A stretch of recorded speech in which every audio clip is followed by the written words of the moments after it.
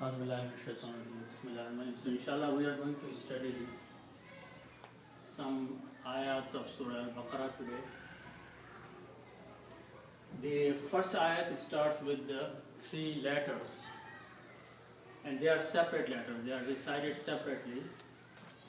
Alif, Lam and Mim. Even though Lam and Mim are written together, but when you read them separately. The meaning of these letters, many surahs of the Quran start with some letters. So no one knows the meanings of those, only Allah subhanahu wa ta'ala knows what is the meaning of Alif, Lam and Mim. Also, these letters are called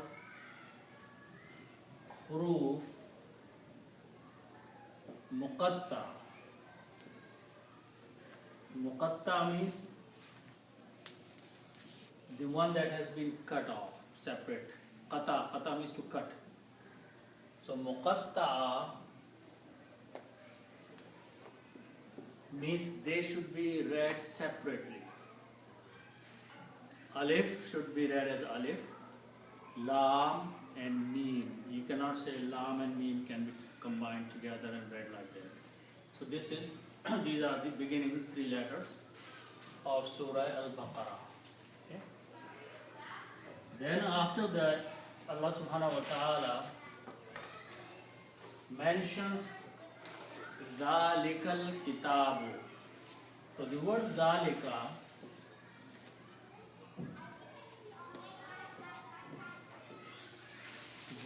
means that. If you're pointing to something and saying that's Zalika. Okay?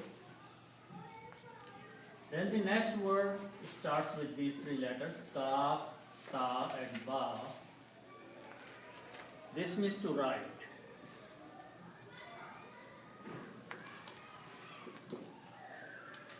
To write. Kataba. Okay? From these three letters, we make this noun which is called Kitabun. Kitabun means a book.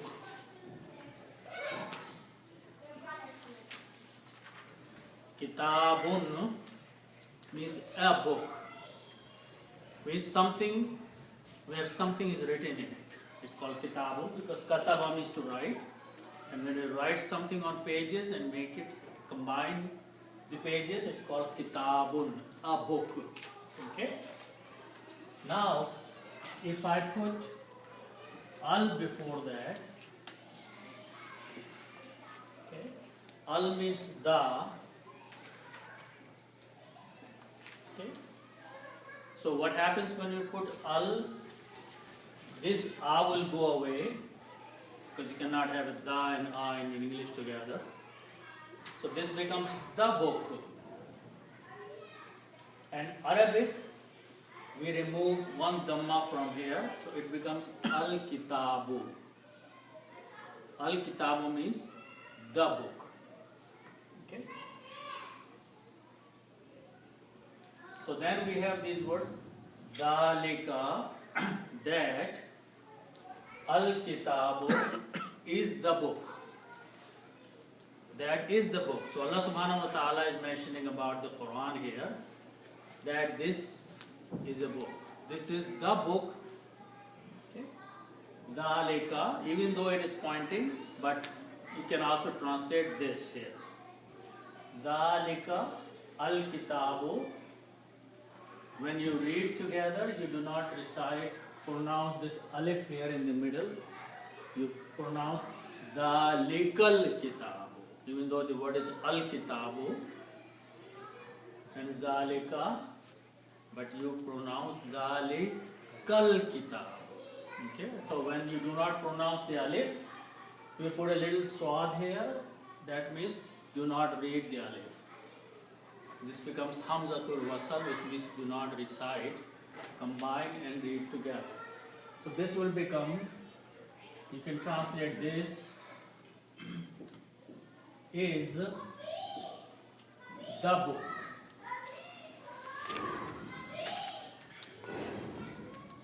this is Allah subhanahu wa ta'ala is talking about the Quran, saying this is the book. Okay?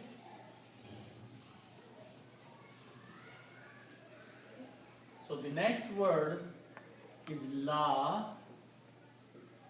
La means not. Okay?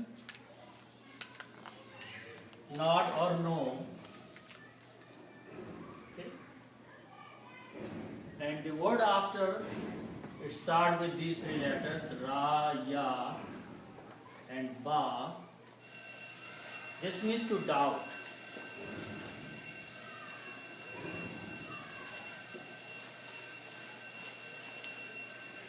Ra, Ya, and Ba means to doubt about something. Okay? If we make a word, a noun from this will be Raibun. Raibun. Raibun means doubt. Raibun means doubt. Okay? So the word by itself is Raibun, doubt. Then we combine this la with the word Raibun. Okay, so when we combine, what happens?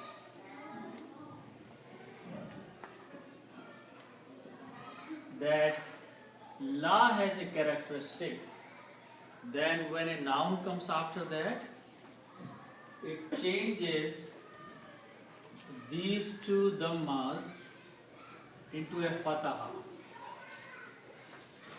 Whenever you see la and there is a noun that has two dhammas at the end, it changes to one fataha. So it becomes la raiba. One example that we say all the time is that the word is ilahun. Ilahun means God, right? When we recite the kalima, what do we say? La ilaha, right? So when we put the la before that, this hun changes into ha. La ilaha. So what this la does, it changes two dhammas into a fatah. So it becomes la ilaha. Same thing happened here. It was la raibun. Because of the la, bun changes to a fatah, becomes ba. La raiba. La raiba means no doubt. Okay. So Allah subhanahu wa ta'ala says this is the book, no doubt in it. No one should have any doubt, or there is nothing doubtful in this book. In the book of Allah subhanahu wa ta'ala, in the Quran, there is nothing doubtful in the book. La raiba means no doubt.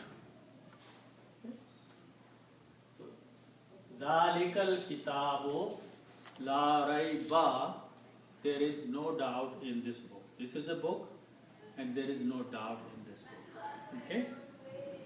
Now, the next word is fi. Fi means in. Okay? And this word ha with the dhamma hu means his or it. Okay. Who means it or his or he also. So when you combine these together, it will become fi,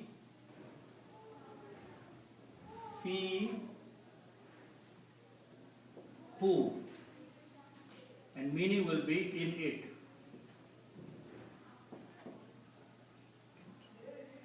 fihi, actually the word will be fihu.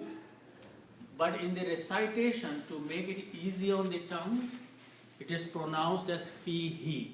It is not pronounced as fihu. So when it is pronounced fihi, it is also written as fihi. So actual word is fihu, but in the pronunciation, the recitation, it is pronounced fihi. In it. So that the next word is in it. So this is a book, Allah subhanahu wa ta'ala says, there is no doubt in it.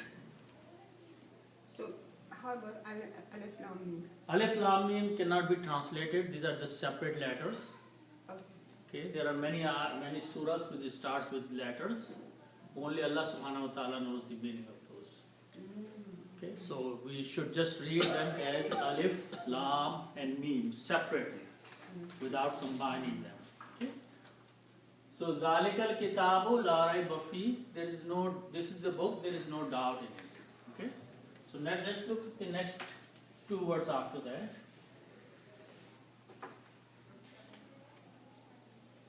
These are the three letters, Ha, Da and Ya, and this means to guide.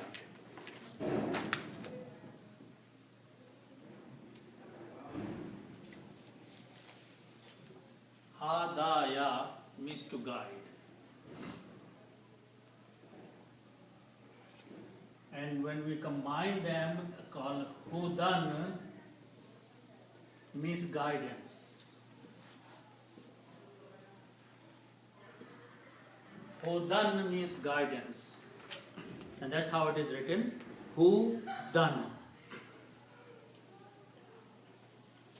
Ya is written but it's not read. So it is Hudan. Guidance. Okay?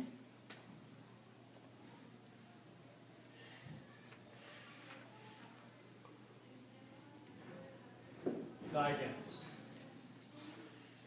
So Allah subhanahu wa ta'ala says, this is the book. There is no doubt in it. It is guidance. Okay? He said guides. Whoever reads the book with the belief, it guides him to the right way. And then the next word is lil muttaqeen. Okay? So this is made of lam with a kasra. That means for. Okay? Lam with a kasra means for. Okay? Now the word that we used very often is taqwa. Taqwa. What is taqwa? Taqwa has many meanings. It means fear of Allah subhanahu wa ta'ala or to be righteous. Okay? So taqwa means fear or righteous.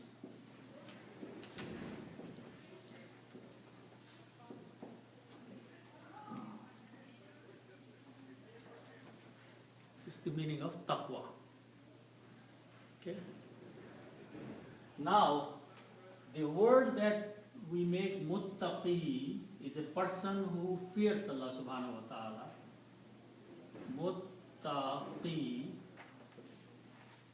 is he who fears.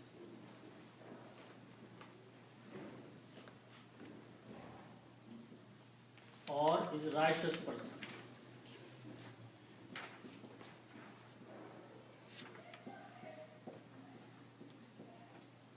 Righteous person is a muttaqi.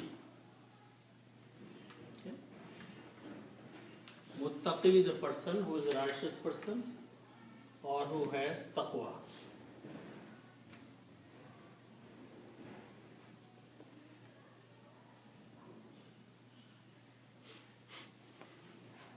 And this is muttaqin is the plural of that.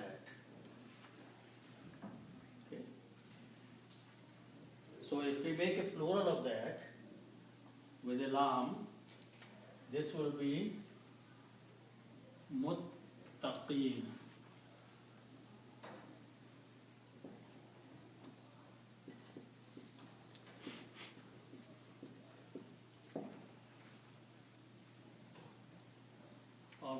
muttaqina is the plural.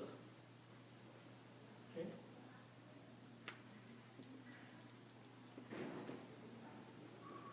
Plural of these words. Okay? Muttaqin, So this is include woman and men, right? all, Oh, yeah. includes all. Okay?